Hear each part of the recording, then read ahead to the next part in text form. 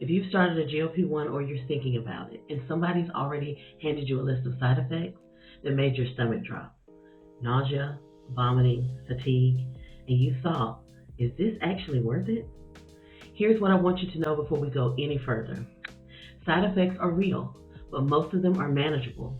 Most of them are temporary. And most women I've talked to said they wish someone had told them how to handle them before they even started, instead of just handing them a pamphlet. So that's exactly what we're doing today. I'm breaking down the top 5 side effects that midlife women on the GLP-1 most often experience. What's actually happening in your body, why it happens, and the specific things you can do to make it easier. So let's get into it. The content in this video is for educational purposes only and does not constitute medical advice, diagnosis, or treatment. I am a nurse practitioner, but I am not your nurse practitioner. My experience and advice is not a substitute for professional medical advice. Always consult your own healthcare provider before making any changes to your medication, your diet, or your health plan. If you're new here, welcome. If you're not new, welcome back. I'm Fallon. I'm a nurse practitioner navigating perimenopause, post-VSG regain, and a GLP journey using Mounjaro. Before we get into the list, I want to set one thing straight. Side effects on a GLP-1 aren't random. They're actually predictable. And when you understand why your body is reacting the way it is, the whole experience becomes a lot less scary. So GLP-1 medications work by slowing down the gastric emptying, meaning your food moves slower through your stomach than it used to. They also affect parts of your brain that regulate hunger and satiety. Both of those things are why the medication works, and both of those things are also why you might feel off for the first few weeks while your body adjusts. For women in perimenopause and menopause, there's an extra layer here. Your hormones are already in flux. Your gut may already be sensitive, and your body is going through a lot. So we're going to talk about this through that lens, because generic GLP advice just doesn't apply to us here. Nausea is the one everybody talks about. If you've experienced it, you know it can range from mild queasiness to the kind where you're genuinely wondering if you made a mistake starting the medication. Here's what's happening. GLP-1 slows your digestion. Food then sits in your stomach for longer. And if you eat the way you used to, large portions, fatty foods, greasy foods, or eating really fast, your stomach is going to protest. The good news is that this almost always peaks in the first 2 to 4 weeks after starting the medication or after a dose change or a dose increase. And then your body adapts. Most women find this significantly improves by week 6. Now, these are tips that you can use to manage nausea. So eat smaller portions. Think eating half of what you normally would serve yourself, and slow way down with your eating. Avoid high-fat, greasy, or spicy foods for the first few weeks especially, and especially around injection day. Do not lie down after eating. We all know this one, right? Wait at least 30 minutes before you lie down. Ginger tea, ginger chews, sparkling water, these can all take the edge off with the nausea. Time your injection for evenings if morning nausea is the issue. Many women have found that this helps significantly. And if it's severe and not improving, please talk to your provider. There are anti-nausea medications that are available and that are options to help manage this as your body adapts. Now, for women in perimenopause, nausea can also be tied to hormonal fluctuations. So if you track your cycle, note whether nausea spikes at certain times. This is really good information to log and to keep track of so that you can speak with your provider about it. Now, this one catches a lot of women off guard because nobody warned them about it. You start the GLP-1 expecting energy, and instead you feel like you're dragging yourself through the week. There are a few things happening here. Number one, you're eating significantly less than what you used to, which means fewer calories are coming in, so you have less fuel. If your protein intake hasn't kept up with the reduction in the food volume, your body is now running low on that fuel. Add perimenopause fatigue on top of that, and you have a recipe for feeling completely exhausted. Now, how can we combat this? You know what I'm going to say. Prioritize protein above everything else. Protein first. Aim for about 25 to 30 grams of protein per meal to keep, especially when your appetite is low, even if your appetite is low. Try not to drop below 1,000 to 1,100 calories a day. Undereating on a GLP-1 is a real risk, especially for women. Get your blood work done. Ask for iron, a B12, a vitamin D. These are commonly low in perimenopausal women and can make fatigue significantly worse. Remember to have some gentle movement going on. Walking, doing some yoga. It often helps more than rest alone, but listen to your body, okay? Some of that movement can help with the fatigue. And then check your hydration. Dehydration is common because appetite suppression often means that thirst is suppressed first. Okay, so make sure that you're staying hydrated because that can show up as fatigue as well. Now, this is where your doctor or dietitian who understands midlife hormones becomes really important. Fatigue that persists past 6 weeks on a GLP-1 is worth investigating, not just tolerating. Please talk to your provider. Now, nobody wants to talk about this one, but it's one of the most common reasons that women quietly stop taking their medication. Constipation on a GLP-1 is real. It's uncomfortable, and it's completely addressable and preventable. So let's just handle it, okay? Because your gastric motility has slowed, this means your digestive system is moving more slowly than it used to. Everything slows down. You're also eating less food, which means less bulkiness moving through your gut. So if you're not drinking enough water, you don't have food moving through your gut as fast, this can compound quickly, creating backup and constipation. Now, how do we take care of this? Water is a non-negotiable. Aim for at least 60 to 80 ounces per day, and more if it's in the warmer months, okay? Now, increase fiber gradually. Do not overdo your fiber because that can backfire on you and rebound and sometimes cause more constipation.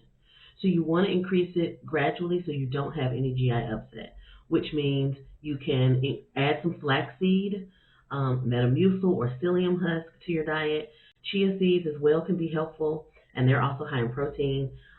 Leafy greens, cooked vegetables, all of these things can be really helpful. Fruit can be really helpful to add some fiber to your diet and to prevent constipation. Magnesium glycinate before bed is also a gentle, effective option, and it supports sleep.